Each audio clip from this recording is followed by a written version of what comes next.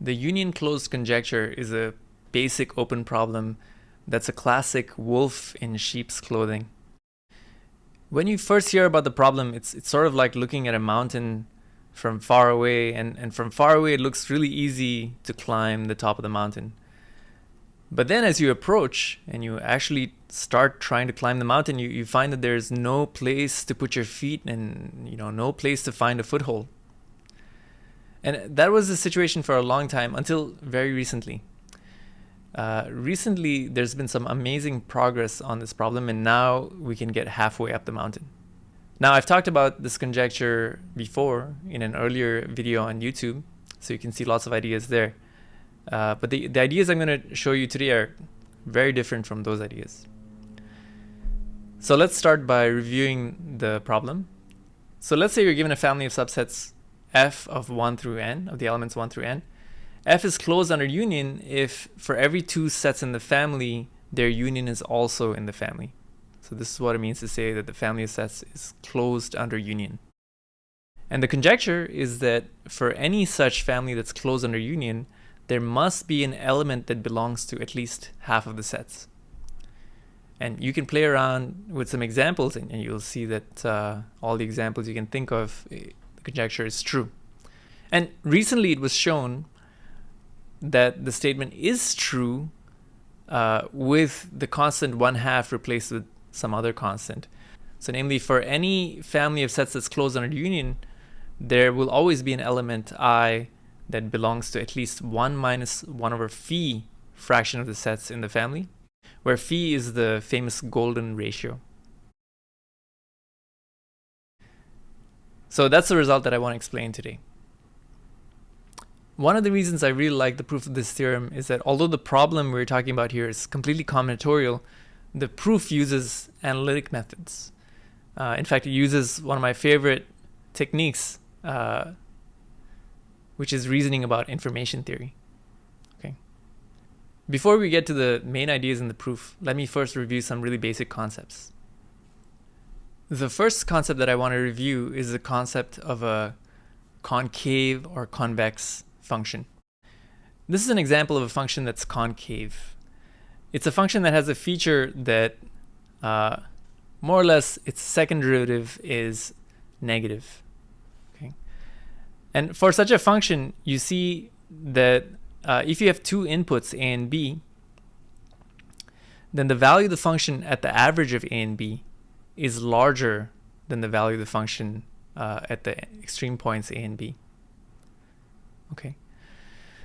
And one consequence of this is that if you have such a function and you have some distribution on inputs, then the expected value of the function is minimized when the distribution is supported on the endpoints. Okay, so if you want to make the average value as small as possible, then what you should do is make the inputs as extreme as possible. And a convex function is just the opposite. For a convex function, the expected value of the function is greater than or equal to the value of the function at the expectation. And so if you want to minimize the expected value of a convex function, then you should make the distribution be concentrated around its expectation. Next, let me review some really basic concepts from information theory. Given a random variable A with distribution P of A, we define its entropy like this. The entropy of A is the expectation of log of 1 over P of A. The entropy is an extremely useful function. It has many applications, and we'll see another beautiful application of it today. Here are some really basic features of entropy. First, we have the chain rule, which says that the entropy of two jointly distributed random variables A, B is equal to the entropy of A plus the entropy of B given A, where here the entropy of B given A is the expected value of log of 1 over P of B given A. Okay. That's what's written over here. And then we have a really basic inequality, the subadditivity of entropy, which says the entropy of B given A is always at most the entropy of B. Okay. Conditioning on a random variable can only decrease the entropy. A third property that's very useful says that the uniform distribution has the largest entropy. So given any set, the entropy is maximized if you take the uniform distribution on that set. That's what's encoded here. Okay. Now, often when the entropy function is defined, the logarithms are taken base 2. But throughout this video, I'm going to take logarithms base e. This will make some calculations simpler, and it just changes the entropy by a constant factor. So it doesn't really affect any of these properties. A very special case of the entropy function that's very useful is the binary entropy function. This is the entropy of a single bit. Okay, so if you have a bit that's either 0 and 1, I can write p to be the probability that the bit is 0, and then the entropy of that distribution is given by this function h of p that's written at the bottom here. Here is a plot of the binary entropy function for bias p. Now, as you might expect, it's symmetric around 1/2, okay, because the entropy of p is the same as the entropy of 1 minus p. Okay, and what I'm doing here is comparing the value of the entropy of p to the entropy of p squared. Okay, which will somehow be important in what's to come. And you see that, you know, p squared is always smaller than p, but as you increase p, in all of this region, the entropy of p is bigger than the entropy of p squared, but at some point, the two values converge. The place where they converge is exactly the point at which p plus p squared equals 1. And that is exactly the point 1 over phi, where phi is the golden ratio. Okay, and that's the point at which the entropy of p is equal to the entropy of p squared, which is crucial in the reasoning that will follow. So next, let me explain how to use information theory to prove the theorem I talked about. So here's the theorem. I want to show that if F is a family that's closed under union, there must be an element I that belongs to at least 1 minus 1 over phi fraction of the sets in F. So suppose this is not the case, then we will find a contradiction. And how will we do that? Well, let's sample A and B uniformly at random and independently from the family F. So sample two sets A and B uniformly from F and independently of each other. And let C be their union. Now, because the family is closed under union, C must also belong to F.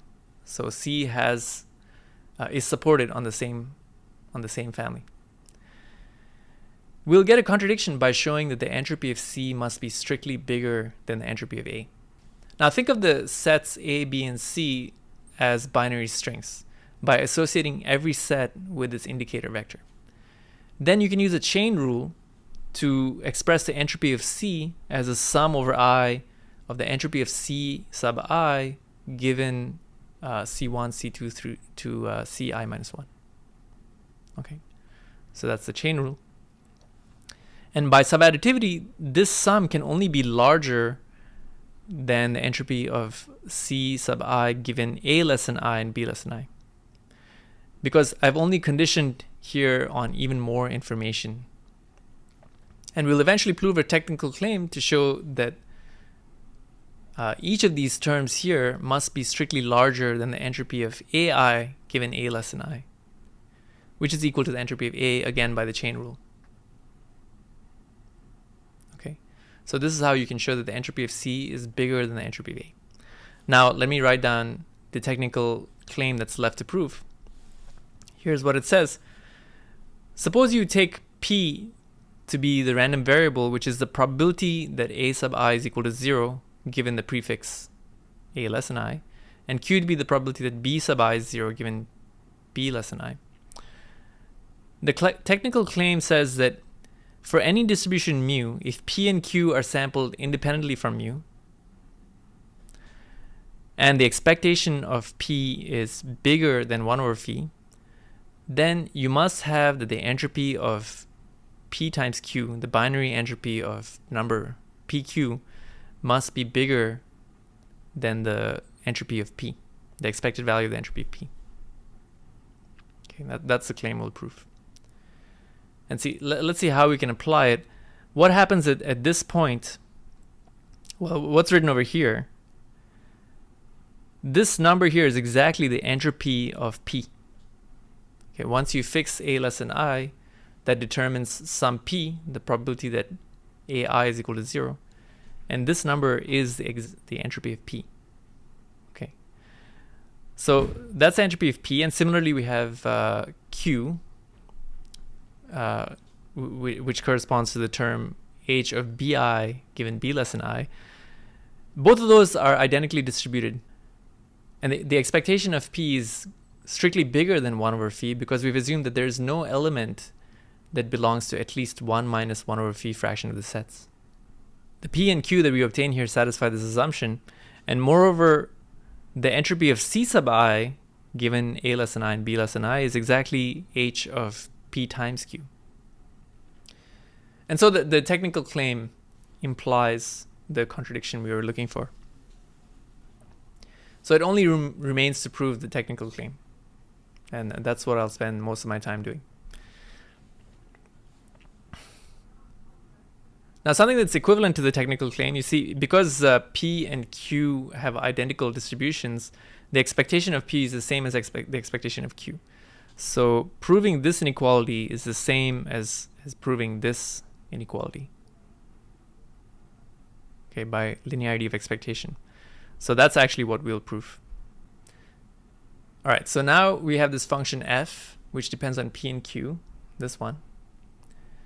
And the technical claim we need to prove is that if you have any distribution mu then, with the feature that the expected value of p is bigger than 1 over phi, then it must be the case that the expected value of f, when you take two samples p and q independently from mu, that must be bigger than 0.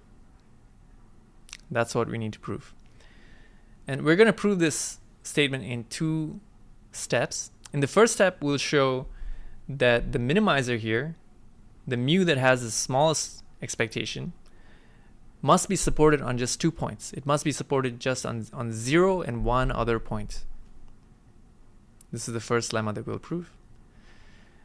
And the second lemma says that this inequality holds for every x in between 0 and 1. Okay, h of x squared divided by x times phi minus h of x must always be greater than or equal to 0. Now, the first lemma here has nothing to do with phi. Okay, it just says that the minimizer is supported on 2 points for such an f. The second lemma is where the value of phi becomes important. Okay. So let's see now how to use the 2 lemmas to prove the technical claim. So we want to show that the expected value of f must be greater than 0. Well, let's write down the expected value of f. Because the minimizer is just supported on 2 points, it's easy to compute the expected value of f. You see, whenever p or q takes the value 0, the entropy of pq is just 0. So the expected value of this 2 times the entropy of pq is what's written here. And the expected value of each of these terms is the same. And it's just mu of x times h of x. Okay, so this is the expected value of f, which I can rewrite like this. It's 2 mu x times mu of x times h of x squared minus h of x. But because we have the assumption that the expected value of p is bigger than 1 over phi, that means that mu of x must be bigger than 1 over x times phi. So we get that this expected value must be strictly bigger than this expression, where here I've replaced mu of x with 1 over x times phi. And then the second lemma implies that the quantity in the brackets must be greater than or equal to 0. Okay, so overall we've proved that the expected value of f must be strictly bigger than 0. Now let's turn to proving the 2 claims. So let's start with lemma 1. Okay. So here's the idea. Suppose mu is the minimizer of this expectation. Okay. Then if you take some other distribution theta which also satisfies the assumption, then tau, which is a convex combination of mu and theta, will also satisfy this assumption. that the expectation of p is bigger than 1 over phi. Okay, so for epsilon that's some tiny parameter, let's consider what happens if you replace mu with tau. So now let's consider the expectation of f when you take the samples from tau instead of mu. That has a nice formula because I can write that as 1 minus epsilon squared times the expectation under mu, right? With probability 1 minus epsilon squared, both samples come from mu, plus the cross terms, right? The contribution when one of the samples is coming from mu and the other sample is coming from theta. Okay, so those occur with probability 2 times epsilon times 1 minus epsilon, and their contribution is this number. Now remember, f is symmetric in p and q. So if you sample p from mu and q from theta, it's the same. You get the same expectation if you switch the distribution, sample p from theta and q from mu. Okay, plus some order epsilon squared term. Okay, I don't care about our order epsilon squared terms because they're going to become insignificant. So if I rewrite this now in terms of the powers of epsilon, you see that the power of 1, the constant term looks like this. It's the expectation under mu. And the linear term, the epsilon term, looks like 2 epsilon times the difference between these two expectations. In one expectation, I have q coming from theta, and the other one, q coming from mu. Okay. Plus some order epsilon squared term. All right. Now, we had started with the assumption that mu is a minimizer. And that means that this quantity here inside the brackets has to be non-negative. Right? It has to be non-negative, because if it was negative, then we could set epsilon to be some extremely tiny value, so that the entire, so that this quantity here is smaller than the expectation under just mu. Okay, so this quantity has to be non-negative. And another way of saying that is that it must be the case that mu is the minimizer of this expectation, right? If you said mu equals, if you set theta to be equal to mu, the quantity inside here becomes 0. And what we're saying is that there cannot be a choice of theta where the quantity is negative. So it must mean that mu equals theta minimizes this expectation. Okay. So that's the feature we have of mu. And now let's inspect that feature in more detail. Okay, so at this point we're at the point where we've shown this mu must also be the minimizer of this expression, this expectation, which I can think of as the expectation of capital F of Q, where capital F of Q is the expectation of P of little f of PQ. Okay. So mu has a feature that it minimizes this expectation. What I'm going to show you is that this capital F, this capital F is a function defined on the interval 0, 1. Eventually, we're going to argue that this F must look like a concave function followed by a convex function. So it can be broken up into two parts. On some interval, it's first concave, and then that's followed by an interval where it's convex. Okay, and that will really help me reason about the structure of mu, because mu is the minimizer of the expectation of F. Okay, so let's first prove that F has this structure. So we can do this by taking the derivatives, looking at the derivatives of F. So here's the first derivative of F, which I have written in terms of the derivative of the entropy function. And here's the second derivative. Okay. Now the second derivative of the entropy function at Q, that's minus 1 over Q times 1 minus Q. Okay, so there's a negative sign here, so this is the second derivative of the entropy function at Q. And what's written on the first term here is again the second derivative of the entropy function at PQ. Okay.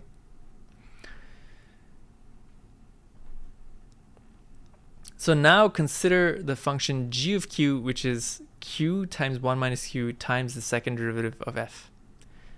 That has this formula by what we've computed so far. Okay. And if you take the derivative of g, something nice happens. After you simplify it, what you obtain is a function which looks like this. And this is something that's always greater than or equal to 0. It could be 0 if, the inside the expectation you could get 0 if p is 0 or p is 1. Okay. But otherwise, you get some quantity that's strictly bigger than 0. So there are two cases. Either mu is supported only on 0 and 1. In this case, the lemma holds, right? The lemma already holds.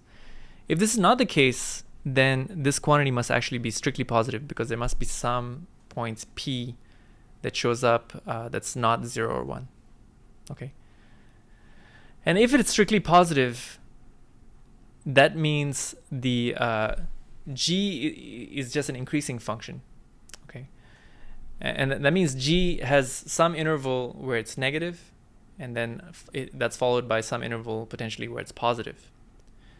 But you see, g and f double prime, these have the same signs, right? We multiplied we multiplied the second derivative of f here by a quantity that's always non-negative.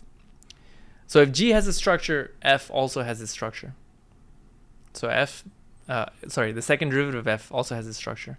So the second derivative of f must be first negative and then positive, which means f must look like it has an interval where it's concave, followed by an interval where it's convex.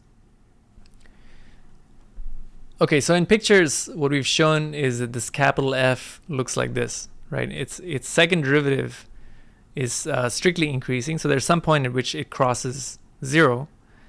And if I consider the value of the function, if I look at f in this interval, it must be concave. And then in this interval, it must be convex. So what does this say about some distribution that minimizes the expected value of f? So suppose you have some distribution on the interval on 0 to 1, and the expected value of f according to this distribution is minimized. Well, if there's any mass here in this region, you can make the expectation of f even smaller by pushing that mass towards the endpoints, right? So if there's any point that has positive probability in the interior, I can split that up and move the mass towards the boundary, and I will only reduce the overall expectation of f. So I can assume that all the mass on this interval is either at 0 or at this boundary point. And similarly, if there's any mass on this interval where the function is convex, then I can always move that mass towards its expectation and only reduce the value of f.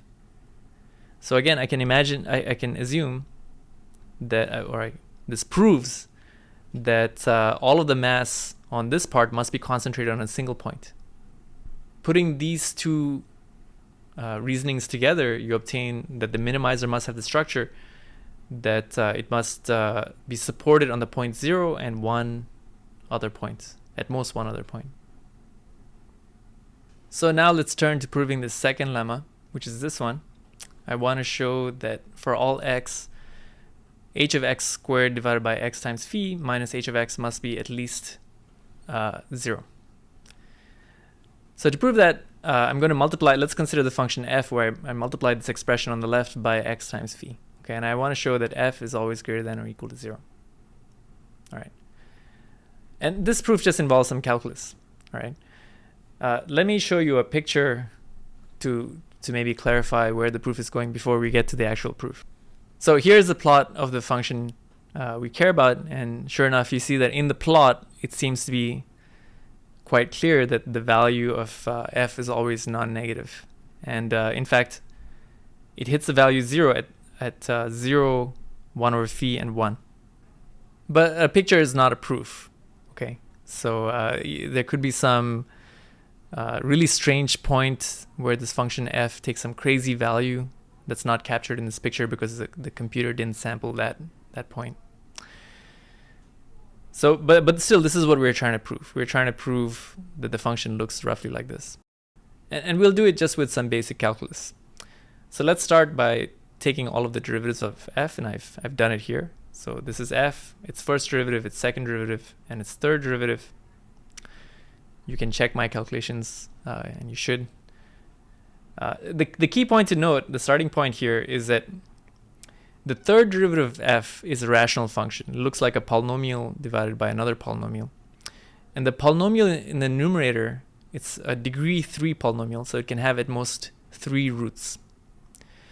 But it's also a polynomial where its constant term is negative and its leading coefficient is negative. And that means one of its roots must be negative. One of its roots must be negative. That's because at 0, it takes a negative value. And then as you go towards minus infinity, it eventually becomes positive. So somewhere in between, it has to hit 0 again. Okay. And that means the third derivative of f can have at most 2 roots in between 0 and 1. There can be at most 2 roots in between 0 and 1. And that implies that f itself can have at most 5 roots countered with multiplicity using Rolle's theorem. Okay, so we know that if you have a function that has 2 roots, then in between those 2 roots, there has to be a root of the derivative of that function. Okay, so if f had more than 5 roots in the interval 0, 1, that would contribute more than 2 roots to the third derivative of f. So now let's try and find these 5 roots, which are again countered with multiplicity. And here they are. They are actually just the points 0, 1 over phi, and 1. So you can check that f at 0, 1 over phi, and 1 is equal to 0. I'll leave it to you to check that. You can also check that the derivative of f vanishes at 0 and 1 over phi. So 0 is a root of multiplicity 2. 1 over phi is a root of multiplicity 2. And 1 is a root of f of multiplicity 1. So these are all of the 5 possible roots. Here I've shown how to do the calculation to check that the derivative of f vanishes at 1 over phi. Okay. So these conditions imply that f must either be all positive everywhere in the interval, or greater than or equal to 0 everywhere in the interval, or less than or equal to 0 everywhere in the interval 0, 1. Okay.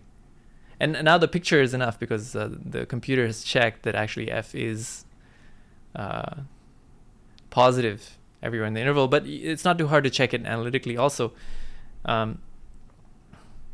You see, you can, for small enough x, the entropy of x looks like x log 1 over x plus something that's order x.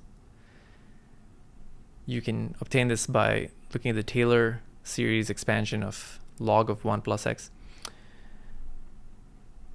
And for the same reason, the entropy of x squared, h of x squared, looks like 2x squared log 1 over x plus order x squared. And that means the function we care about, it looks like 2 minus phi times x squared log 1 over x plus terms that are smaller, that are asymptotically smaller. And so because 2 minus phi is positive, this means that for x that's really tiny, f must be positive. And therefore, the picture we showed, that I showed you earlier, is correct. F must be always non-negative in the interval 0 to 1. All right, so that's it. I hope you enjoyed the proof. Now, in this video, like in all my videos, I did not discuss the history of this problem or the references for these amazing ideas. But you can find all of those details and links to the references in the description of the video. I hope you enjoyed it.